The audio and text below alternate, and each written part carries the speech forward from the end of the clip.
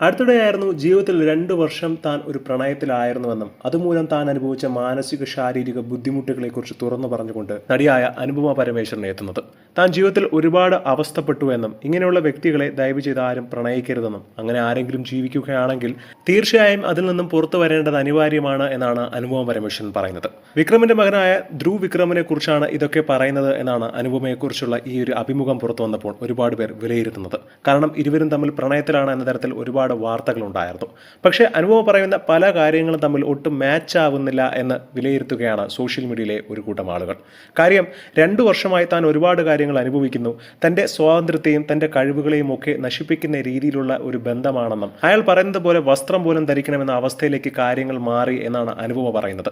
പക്ഷേ ഈ ഒരു 2 വർഷത്തിൽ അനുപമ ഏകദേശം 9 സിനിമകളോളം അഭിനയിച്ചിട്ടുണ്ട്. അതിൽ 2-3 സിനിമകളിൽ ഗ്ലാമർ റോളുകളും ചെയ്തിട്ടുണ്ട്. പക്ഷേ അനുപമ പറയുന്നത് വെച്ച് നോക്കുമ്പോൾ ഈ 2 വർഷത്തിൽ ഇത്രയുമൊക്കെ അനുഭവം ചെയ്തിട്ടുണ്ടെങ്കിൽ എന്ത് സ്വാതന്ത്ര്യമാണ് താരത്തിന് നഷ്ടമായത് എന്ന് ചോദിക്കുന്നവരുമുണ്ട്. മാത്രമല്ല ഇത് ഒരു പക്ഷത്തെ കഥ മാത്രമാണെന്നും മറുവശത്ത് എന്താണ് പറയാനുള്ളതെന്ന് അറിയാതെ പലരും അനുഭവിക്ക് പിന്തുണ നൽകുന്നത് ഒട്ടും ശരിയല്ല എന്നാണ് ഒരുപാട് പേർ കമന്റ് ചെയ്യുന്നത്. സോഷ്യൽ മീഡിയയിൽ അടക്കം ഒരുപാട് പേരാണ് ഈ കാര്യത്തെ അനുകൂലിക്കുന്നത്. എന്താണ് ഇതിനെക്കുറിച്ചുള്ള നിങ്ങളുടെ അഭിപ്രായം എന്ന് താഴെ മറക്കാതെ കമന്റ് ചെയ്യുക.